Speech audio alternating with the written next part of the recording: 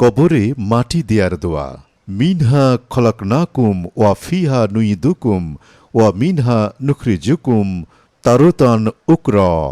অর্থ, এ মাটি থেকেই আমি তোমাদেরকে সৃষ্টি করেছি, এ মাটির মধ্যেই আবার ফিরিয়ে নিয়ে যাব এবং এ মাটি থেকেই আবার বের করব।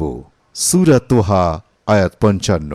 প্রেক্ষাপট: আল্লাহর নির্দেশে হজরত মুসা আলাহিসাল্লাম যখন ফেরাউনকে দ্বীনের দাওয়াত দিতে গেলেন, তখন বিতর্ক শুরু হল।